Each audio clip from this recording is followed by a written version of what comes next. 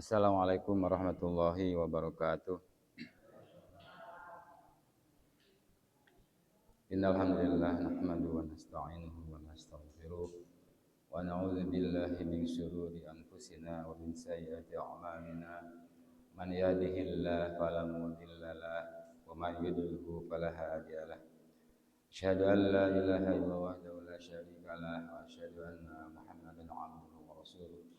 La nabiyya wa la rasula ba'dahu. Allahumma fasholli wa sallim ala Muhammadin wa ala alihi wa sahbihi wa man wala la haula wa la quwwata illa billah. Rabbi shrah li sadri wa yassir li amri wa hlul 'uqdatam min lisani yafqahu qawli. Rabbi zidni ilman wa rizqni fahman. Hanirakumullah, pertama mari sama-sama kita mengucapkan syukur pada Allah Subhanahu wa taala yang mana pada pagi ini alhamdulillah kita bisa bertemu secara rutin dalam rangka tausiah memperdalam ilmu agama, membicarakan ilmu Allah, sehingga insya Allah kita bisa melalui agama ini dengan baik. Ya. Insya Allah kita dapat ilmu walaupun sedikit yang akan praktekkan dalam kehidupan sehari-hari, dan insya Allah kita akan selalu berada di dalam jalur yang benar. Salawat salam semoga senantiasa tercurah untuk Nabi kita Muhammad SAW. Ya, contoh kita, teladan kita dalam berbagai aspek kehidupan, baik dalam berumah tangga, baik dalam bermuamalah, baik dalam bergaul, baik dalam berbicara. Itu semakin ada contoh pada Nabi, maka semaksimal mungkin kita harus mencontoh beliau agar kita diusahakan untuk lebih mendekati dari segala gerak-gerik dan kebiasaan beliau. Insya Allah ya, kita selalu contoh beliau dalam kehidupan sehari-hari. Bapak Ibu jamaah salat subuh yang berbahagia, pada subuh ini alhamdulillah kita bisa bertemu lagi, dan tema yang akan kita pelajari pada subuh ini adalah tentang riya di dalam kita beribadah. Bapak Ibu rahimakumullah, bahwa kita selalu dihinggapi dalam berbagai kita dalam beraktivitas ibadah, Bapak Ibu ya. Kita selalu dihinggapi dengan rasa ingin dipuji, Bapak Ibu ya, ingin dinilai orang, ingin dilihat orang, ingin kata orang dia melihat kita sebagai orang yang alim. Dalam beribadah kita juga ingin dipandang sebagai orang yang dermawan dan lain sebagainya. Bapak yang berbahagia, jadi kalau kita berbicara tentang riya, ya, itu lawan daripada ikhlas. Kalau ikhlas murni untuk mencari ridho Allah, tetapi riya adalah kebalikannya. Kita ingin beribadah menempatkan dalam pujian manusia. Kita ditempatkan dalam bukan karena Allah, ataupun kita dibarengi dengan riya. Kita beribadah kepada Allah, tetapi kita dibarengi dengan riya, ingin dipuji oleh sesama manusia. Ibu bapak yang berbahagia, lah riya itu berasal dari kata ro'a artinya kita dilihat, melihat, memperlihatkan kepada orang lain. Nah, Bapak Ibu, riya itu berarti termasuk ke dalam penyakit hati, ya. Jadi penyakit hati bukan sombong, takabur, ujub, bukan itu aja. Nah, termasuk riya itu termasuk dalam penyakit hati, ya, yang selalu menghinggapi kita selaku manusia yang bodoh, manusia yang penuh dengan kekurangan. Jadi itu adalah suatu penyakit hati, Pak Ibu ya. Nah, mengapa dia? Karena dia menempatkan manusia sebagai acuannya, bukan ikhlas murni karena Allah Subhanahu wa taala, bukan. Nah, riya ini Bapak Ibu itu bersifatnya kasat mata, jadi tidak jelas nampaknya, tidak dapat dilihat, tidak dapat diukur. Tetapi riya itu kasat mata yang dapat merusak amalan-amalan kita. Amalan yang kita lakukan, yang keseharian ini kita seperti sholat subuh barusan ya. Nah, itu bisa merusak pahala si pelaku. Itu kalau kita memang terhinggap dari penyakit riya. Itu daya rusaknya maha berat, sangat besar daya rusaknya Bapak Ibu. Oleh karena kita jangan sekali-kali pahala kita rusak gara-gara kita dihinggapi dengan riya. Bapak Ibu yang berbahagia, kita tahu bahwa syarat diterimanya amalan kita itu ya Bapak Ibu, selain kita harus ikhlas, juga kita harus ittiba mengikut Nabi, dan juga adalah kita harus bebas daripada riya. Itu syarat diterimanya amalan kita. Artinya kalau kita beribadah dengan dihinggapi dengan riya, itu amalan kita sia-sia Bapak Ibu. Maka berhati-hatilah, karena dia dapat menyusup dengan sangat halus ke dalam pikiran kita. Nah, Bapak yang berbahagia, sawali dengan suatu ayat Al-Qur'anul Karim ya, untuk memperjelas, mempertegas arah kita nanti. Mungkin Bapak Ibu sering kalau malam Jumat ya, kita kan sering dianjurkan untuk membaca surat Al-Kahfi. Nah, di ayat yang terakhir itu Allah berfirman begini, ayat yang ke-110. Bismillahirrahmanirrahim. Qul innama ana basyarum mislukum yuha ilayya. Katakan ya Muhammad bahwa aku ini adalah makhluk atau manusia semisal kamu. Cuman apa bedanya? Bedanya beliau itu dikasih wahyu oleh Allah Subhanahu wa taala. Kalau kita kan tidak. Nah, ini mulai Bapak Ibu. Jadi Nabi Muhammad itu kan ana basyarum mislukum. Aku ini manusia seperti kalian semua ya. Tapi apa? Yuha ilayya, kami bedanya dikasih dengan oleh wahyu Allah Subhanahu wa taala. Nah, annama ilahukum ilahu wahid, dan sesungguhnya adalah bahwa Tuhan kalian adalah yang satu, yaitu Allah. Jadi sama-sama Nabi Muhammad Tuhannya satu, Allah. Kita umatnya juga Tuhannya satu, yaitu Allah, sama-sama. Lalu apa? Faman kana yarju liqa'a, barang siapa. Nah, barang siapa di antara kalian itu ingin berjumpa dengan Allah, mengharapkan perjumpaan kita dengan Allah, Rabbihi, untuk Tuhan kalian, fal ya'mal amalan sholihan, maka kamu beramalah dengan amal-amal soleh.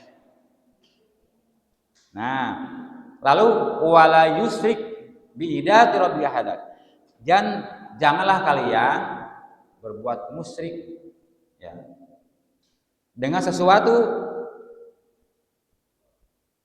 selain Allah yang satu ya. Jadi Bapak Ibu, artinya di sini dalam konteks ini kita itu ada dua konteks di sini yang paling penting bagi kita dalam beribadah. Yang pertama ada fal ya'mal amalan sholihan. Kita harus beramal amal yang soleh Bapak Ibu. Salat, puasa, zakat, sedekah, ya berbuat baik kepada orang, itu memang soleh, amal yang baik namanya amal soleh.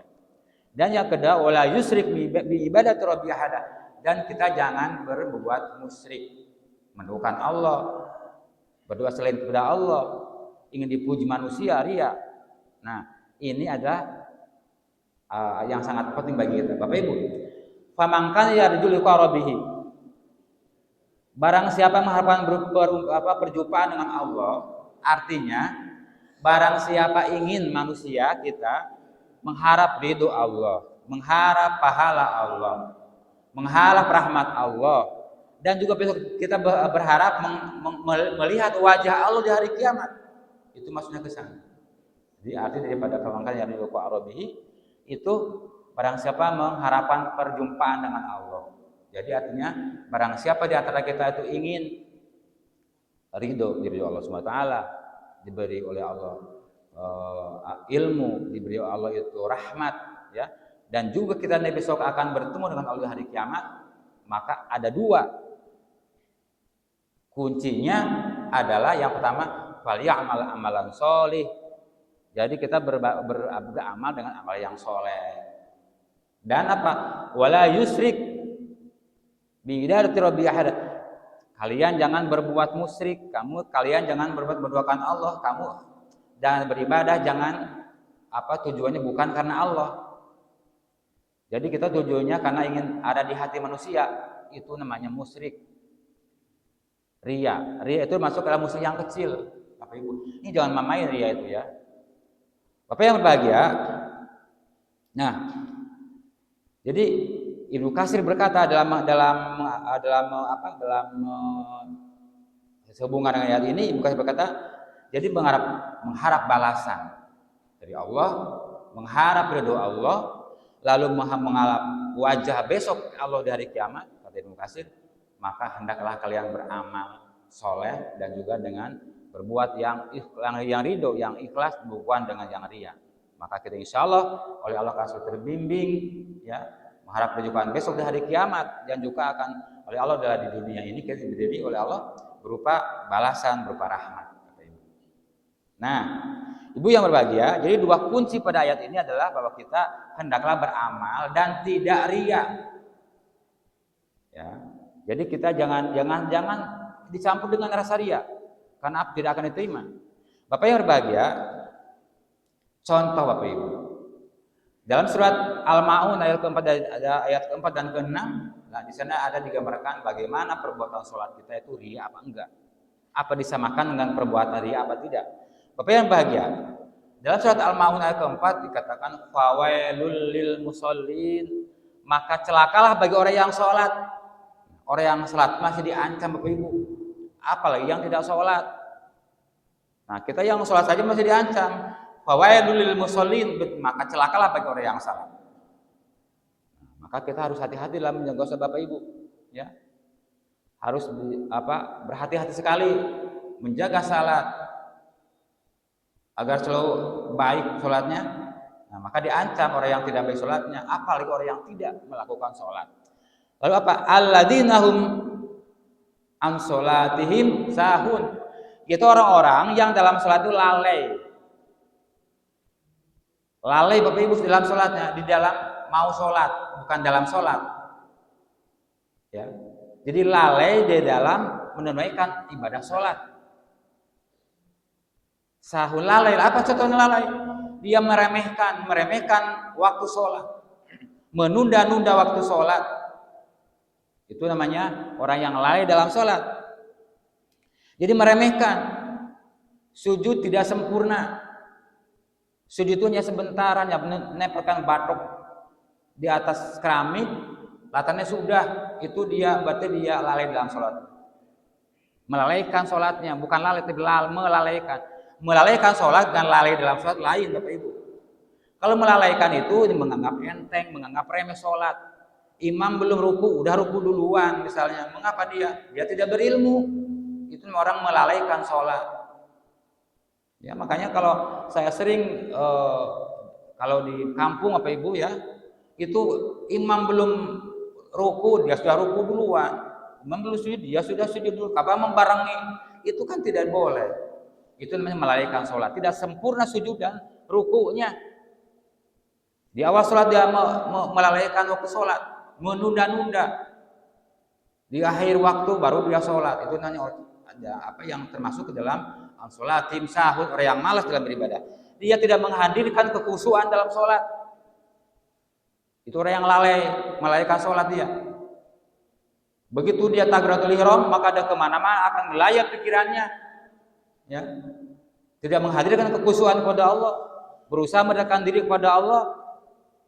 Itu orang melalaikan dalam sholat, maka diancam fawailul musallin. Dan celakalah bagi orang yang sholat yang melalaikan salat waktu sholat, Bapak Ibu. Nah, lalu di ayat selanjutnya dikatakan alladzina hum yuraun, dan dia itu termasuk orang yang riya, Bapak Ibu. Karena dia tidak khusus sholatnya, kenapa? Dia ingin mendapatkan pujian di hati manusia, ingin dilihat orang. Maka dia sholatnya tidak khusus, dia lalai. Nah, itu pengertian daripada melalaikan sholat. Tapi kalau lalai dalam sholat, itu lain lagi. Dia lupa salah satu rukunnya, misalnya ini sudah 3 apa 4, itu tidak masalah, itu tetap dianggapnya tidak riya, ya. Karena Nabi juga pernah salah, pernah lupa dalam sholat. Ya, itu lalai dalam sholat. Karena apa? Nah, kita itu tidak diancam oleh ayat tersebut. Yang diancam adalah meremeh sholat, melalaikan waktu sholat. Tapi kalau lalai dalam sholat, misalnya lupa dalam salah satu rukun, lupa bacaan misalnya, itu lupa, itu tidak termasuk ke dalam ancaman wailul lil musallin, Bapak Ibu. Ya. Nah, karena Nabi juga pernah lupa dalam sholatnya. Bapak yang berbahagia. Jadi orang yang membagus-baguskan sholat, Bapak Ibu, dipanjangkanlah sholatnya, gerakannya dibikin sempurna, misalnya apa dilihat orang, itu riya. Nah, itu sangat halus Bapak Ibu. Ya, selalu menghantui kita dalam sholat. Maka hendaknya kita niati sholat itu dengan ikhlas Bapak Ibu. Itu. Lalu kita dipandang orang, alangkah dermawannya orang itu. Alangkah dia murah hatinya, dia sering mendermakan hartanya, membantu orang lain misalnya. Itu namanya mengharapkan pujian dari orang. Dan itu termasuk ke dalam kategori riya Bapak Ibu. Nah, apakah riya itu boleh disamakan dengan munafik? Bisa disamakan Bapak Ibu. Sedangkan ayat yang tadi berarti berhubungan erat dengan surat An-Nisa ayat 142. Dia disebut juga sebagai orang yang munafik Bapak Ibu. Munafik itu kan dia berpura-pura baik, berpura iman di hadapan manusia, tapi dia membenci Islam. Maka Allah yang tahu kemunafikannya. Sama aja dengan riya tadi. Nah, Ibu Bapak yang berbahagia, jadi dia juga riya itu termasuk ke dalam tergolong ke dalam munafik.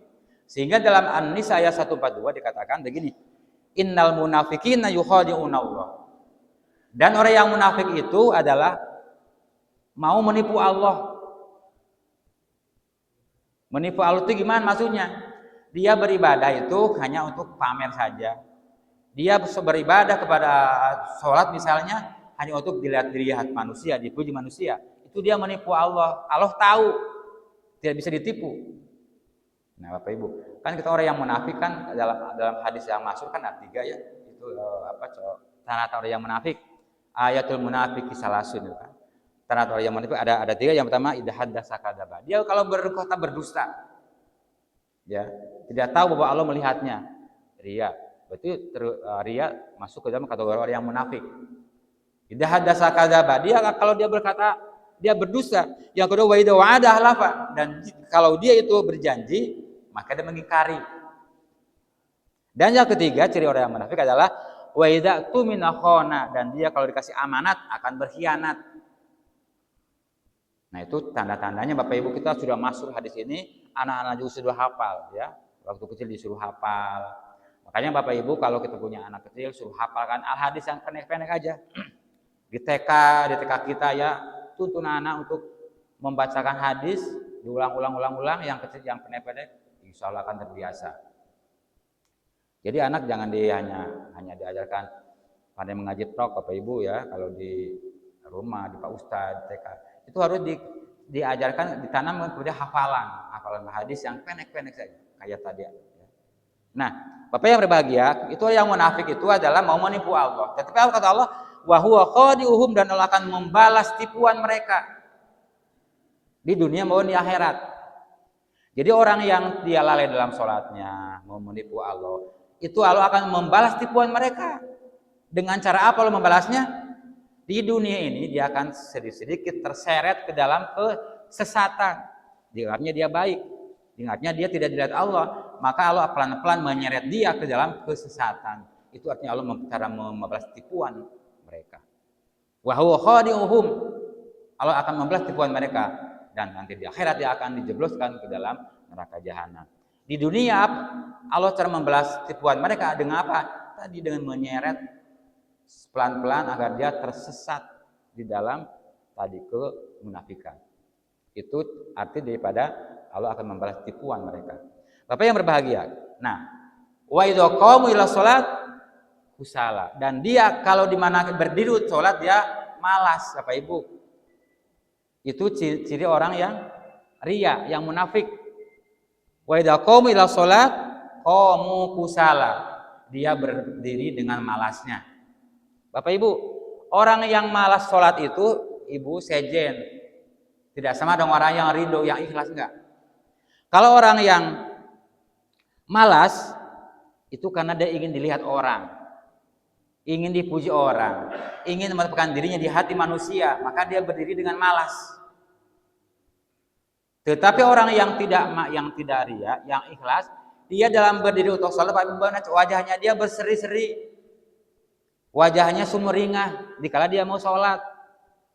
Mengapa dia suka berseri-seri wajahnya, bergembira dia mau sholat, karena dia mengharap sedang berkomunikasi dengan Sang Pencipta, dengan Allah, mengharap ridho Allah, menghadap balasan Allah. Maka dia wajahnya berseri-seri kalau dia berdiri mau sholat. Kalau orang yang malasnya sholat, mau sholat juga angop, pingpira bae, dipaksakan. Ya, berarti kalau ada bapak ibu mau sholat angop lulu, berarti itu perlu tanda tanya Pak Ibu, bukan ngantuk Mas Oni ya. Ya, yang ngantuk juga bisa karena dia, ya. Tapi memang Pak, kalau yang orang yang yang sholatnya ridho, yang ikhlas, ya tidak ria, maka berdiri dengan berseri-seri, wajahnya ceria. Karena apa? Dia mau berhadapan dengan Allah, berkomunikasi dengan Allah. Itu Bapak Ibu, itu ciri orang perbedaannya antara yang misalnya dia berdiri dengan malas. Kalau orang yang tadi yang dikaji gambarkan orang yang ria, maka dia akan malas karena apa dia tidak tahu Allah, dia melihatnya, dia ditujukan bukan kepada Allah, dia ingin dipuji manusia, ya. Maka dia dibikin-bikinlah sholatnya, dipanjang-panjangkan, bacaan dikerasin, diapit-apit. Bapak yang berbahagia. Nah, lalu apa orang yang tadi yuraunan nasa, mereka ria di depan manusia, Bapak Ibu. Maka dia berhati-hatilah kita di dalam beribadah Bapak Ibu ya, harus betul ikhlas karena Allah Ta'ala. Lalu apa cirinya orang yang ria tadi? Wala yadkuruna, dan dia tidak mengingat Allah illa qalila, kecuali hanya sedikit. Dikala ada manusia dia zikir misalnya seadanya, tapi ketika dia jauh dari manusia maka dia berzikir hanya sedikit saja, karena dia tidak bukan untuk Allah. Nah, kalau kita mau betul-betul ikhlas, tidak menjauhkan diri dari dia, maka Bapak Ibu hendaklah kita memperbanyak zikir Bapak Ibu kepada Allah Subhanahu wa taala dalam berbagai keadaan. Kita mau tidur nih, kita berzikir kepada Allah, ingat kepada Allah dengan melakukan kalimat-kalimat thayyibah misalnya, meminta perlindungan dari Allah, itu berzikir Bapak Ibu. Ya, tapi orang yang ria tadi kata Allah wala yadkuruna Allah illa qalila, dia tidak berzikir kepada Allah kecuali hanya sedikit. Nah, itu perbedaan orang yang ria Bapak Ibu. Maka jauhi. Ibu Bapak yang berbahagia. Nah, sekarang orang yang ria itu sama dengan ada yang sum'ah. Sum'ah itu berarti kita ingin didengar. Kalau ria itu ingin dilihat, ro'a lihat, tapi sama'a itu ingin didengar orang. Sama enggak sih antara ria dengan sum'ah? Nah, ada sebuah hadis Rasulullah begini. Man sama'a sama'allahu bih. Barang siapa dia ingin didengar, maka Allah akan memperdengarkannya. Wa man ro'a Allah. Dan barang siapa ingin dilihat manusia, maka Allah akan memperlihatkannya. Artinya apa? Begini Bapak Ibu, barang siapa ingin didengar, man sama Allah bih, dia barang siapa ingin didengar oleh manusia, maka Allah akan memperdengarkannya. Artinya Allah akan menyingkap di balik dia itu berbuat amal, segala kebusukannya, segala aib-aibnya akan disingkap, maka Allah akan memperdengarkannya kepada manusia. Maka Ibu berhati-hatilah dalam kita beribadah agar kita tidak sum'ah, ingin didengar. Kalau tidak diumumkan di masjid, itu kita maido panitia. Kayak Mas Oni, kenapa aku nggak diumumkan? Padahal aku sudah nyumbang sekian. Misal itu ya. Itu kan sum'ah, ingin didengar manusia, maka dikatakan dia termasuk dalam riya. Lalu wa maro'a Allah bi, dan barang sedikit dilihat, maka Allah akan memperlihatkannya. Artinya apa? Artinya Allah akan menyingkap segala perbuatan kita, memperlihatkannya kepada orang lain, segala kebusukannya, segala aibnya, begitu. Itu di dunia, apalagi di akhirat kelak. Nah Bapak Ibu, maka kita berhati-hatilah dengan riya ini, karena akan menyusup halus. Bapak Ibu, Nabi menggambarkan riya itu Bapak Ibu sangat halus, kasat mata. Sehingga Nabi mengibaratkan seperti ada semut hitam. Langkah semut hitam berjalan di atas batu yang hitam di malam-malam yang gelap. Kan orang katon. Sangat halusnya itu Ria itu. Makanya kita jangan terjebak ke dalam ria. Jadi murni seutuhnya kita untuk mencari doa Allah, Bapak Ibu. Itu Nabi menggambarkannya dengan bahasa yang sangat halus. Ya, bengi-bengi petang-petang ya ada semut cilik warna irang melangkah di atas batu yang hitam. Kan orang katon. Nah, seperti itulah ria menyusup ke dalam hati kita, perbuatan kita. Maka berhati-hatilah dengan ria, Bapak Ibu. Ya. Naudzubillah, kita berlindung kepada Allah agar kita terbebas daripada ria. Bapak Ibu yang berbahagia, itu adalah tentang halusnya ria. Lah, apakah perbuatan ria itu Allah akan terima? Tidak akan diterima, Bapak Ibu. Ya, karena apa? Dalam beribadah dia mengharapkan pujian manusia, bukan murni karena Allah. Sehingga Nabi dalam sabda hadisnya berkata begini, Nabi ya, ana agna syurokai ana syarki. Kata Nabi, aku ini adalah, kata Allah ini hadis qudsi, Allah yang berfirman. Tapi redaksi dari Nabi, ya. Ana agna syurokai ana syarki. Aku ini adalah zat yang maha cukup, yang maha kaya. Tidak membutuhkan syarikat, tidak membutuhkan orang lain, tidak membutuhkan syarikat, begitu maksudnya. Allah itu berkata demikian. Man amila amalan, barang siapa yang beramal, kata Nabi, asroka fihi ma'i ghairi taraktuhu wasyirka. Barang siapa beramal dan dibarengi ma'i ghairi, kepadaku beramal tapi dia dibarengi dengan ingin dilihat manusia, begitu ya, tidak murni karena Allah, taraktuhu wasyirka, aku akan tinggalkan dia dan tidak akan mendapat apa-apa. Nah, itu makanya kita kalau berbuat ria itu sangat rugi, Bapak Ibu. Udah kita habis uang misalnya, tapi karena kita ria, maka tidak akan terima. Kata Allah, taraktuhu wasyirka, aku tidak akan terima dan tidak dapat apa-apa kalian. Nah, makanya berhati-hatilah Bapak Ibu, kita mendermakan harta kita, ya, harta kita untuk jalan Allah, tapi kita ria, itu akan dijauhkan dan akan diterima, Bapak Ibu. Ya, maka kita berhati-hati dalam kita beramal, dalam beribadah, Bapak Ibu. Jadi akan ditinggalkan tuh syarikatnya itu, karena dia tidak murni karena Allah. Bapak yang berbahagia, sehingga Nabi wanti-wanti kepada umat manusia, kepada hamba kita, kepada kita, ya, bahwa Nabi itu mengkhawatirkan, mentakutkan umat manusia akan bahaya yang namanya dengan ria ini. Kata Nabi begini, inna akhafu alaikum, aku yang paling aku khawatirkan bagi kalian, kata Nabi, adalah apa? Kata Nabi gini, asyirkul asghar, syirik kecil. Nah, itu Nabi mengkhawatirkan, yang aku paling takutkan katanya nanti untuk umatku adalah apa? Asyirkul asghar, dia melakukan syirik yang kecil. Apa syirik kecil? Ar-riya. Riya itu termasuk syirik kecil, Bapak Ibu. Maka jauhi. Nabi itu mengkhawatirkan kepada umatnya agar dia tidak terjerumus ke dalam asyirkul asghar, syirik yang kecil. Ya, Bapak Ibu. Maka kita berhati-hati Bapak Ibu dalam beramal, ya, jangan ada rasa sampingan. Nah, sekarang kalau pertanyaan begini, kita dalam beramal nih, lantas dalam sholat kita dalam sholat dalam hati kita terbetik rasa, ya, membagus-baguskan, ingin dipuji orang, misalnya dalam sholat, dia menikmati pujian itu, rasa itu, maka termasuk ke dalam syirik ria kecil itu.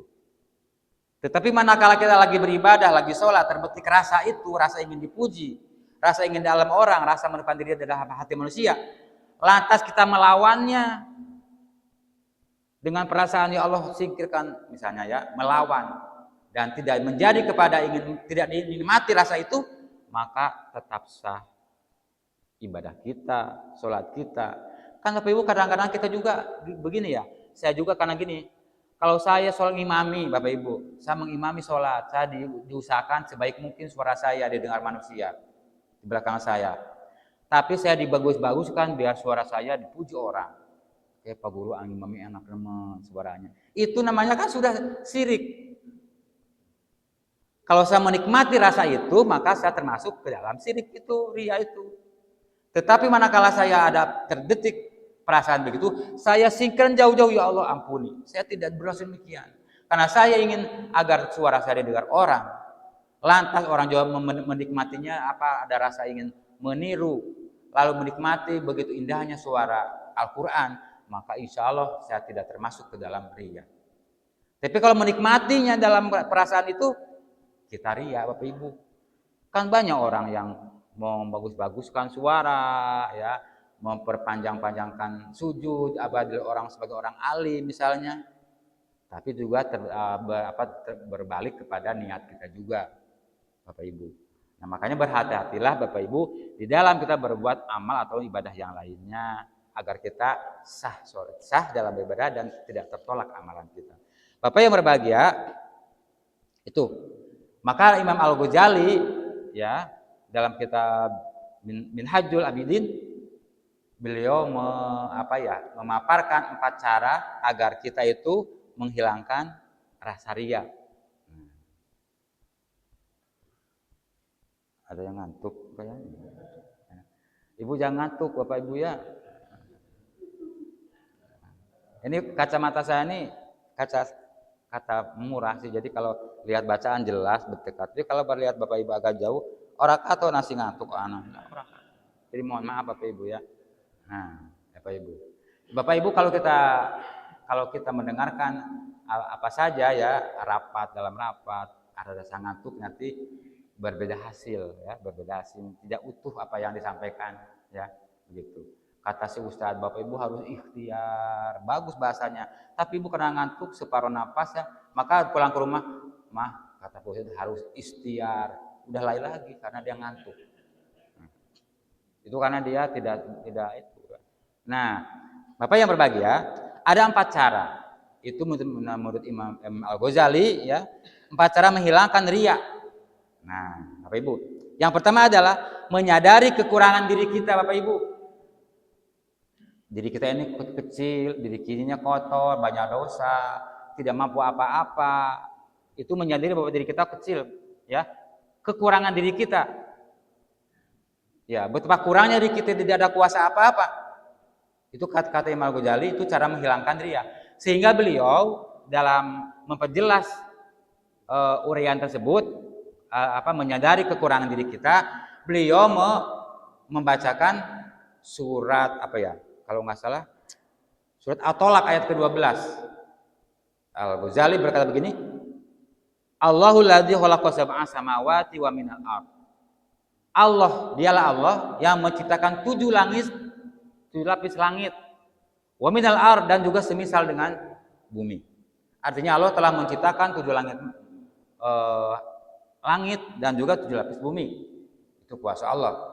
Jadi Allahul ladzi khalaqa sab'a samawati minal ardi mislahunna. Allah telah menciptakan langit 7 lapis, bumi juga 7 lapis, ya.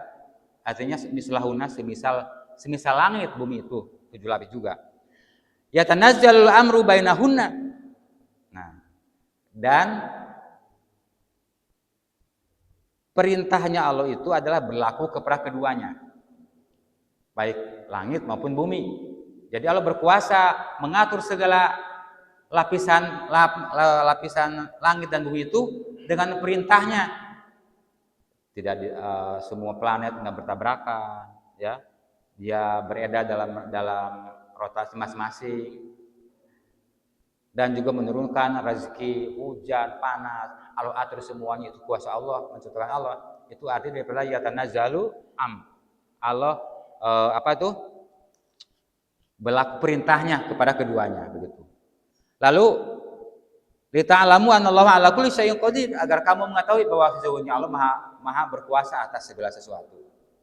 Dan diakhiri dengan kata wa anallaha qad ahata bi kulli syai'in ilma, dan sesungguhnya Allah, ilmunya Allah itu adalah benar-benar meliputi segala sesuatunya. Nah, Bapak Ibu, di sini Al-Ghazali itu menggambarkan betapa kekuasaannya Allah tak terbatas. Menciptakan 7 7 lapis langit dan bumi, mengatur keduanya, ya, berkuasa Allah. Nah, di sini untuk penekanannya bahwa Allah yang begitu besar kekuasaannya, mengatur bumi, mengatur langit, ya. Tapi kenapa masih ada manusia yang dalam beribadahnya itu tidak tertuju langsung kepada Allah? Dia mengatakan pujian manusia, itu maksudnya begitu. Kenapa? Udah tahu Allah menciptakan sama-samawat wa minal ardi mislahunna. Allah menciptakan 7 langit, lapis bumi, langit, ya, dengan kekuasaannya dia mengatur alam ini, begitu besar kekuasaan Allah. Tapi mengapa masih ada manusia yang beribadahnya bukan ditujukan kepada Allah? Begitu maksudnya. Dia mengharapkan pujian manusia yang tidak punya mampu apa-apa. Nah, itu maksudnya kok tega-teganya begitu. Nah, tapi kalau kita telah menghilangkan riya, kita ingat kekurangan diri kita. Kita ini manusia yang tidak la haula wala quwata illa billah, tidak punya dari kekuatan apa-apa kecuali dengan izin Allah.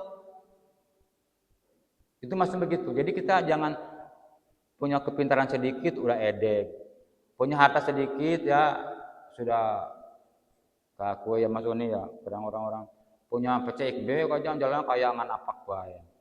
Ada gurunya lewat, bekas guru ya, ada bekas guru Mas enggak ya? Enggak ada. Gurunya lewat, baru takon. Kenapa dia naik ke PCX atau NMAX itu ya? Gurunya aja pakainya motornya FitX yang kuning itu ya. Jadul. Nah, itu sudah demikian. Mengapa dia? Kita punya harta, punya kekuasaan ilmu sedikit, itu jangan edeng, jangan sombong. Allah yang mengatur bumi ini, ya tidak demikian.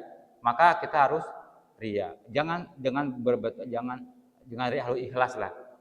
Bermurni hanya bisa kepada Allah Subhanahu wa taala.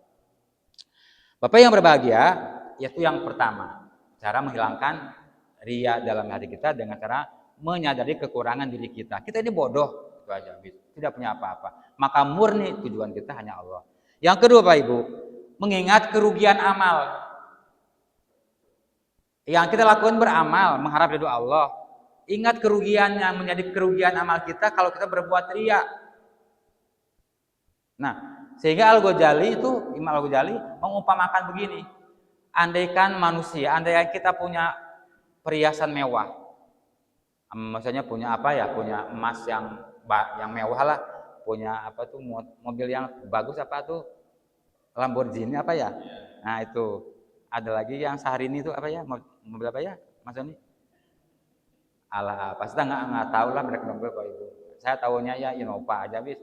Nah, punya harta yang mewah, perhiasan yang mewah. Dia mau dijual, mau dibeli oleh sang raja dengan harga yang bermiliar-miliar.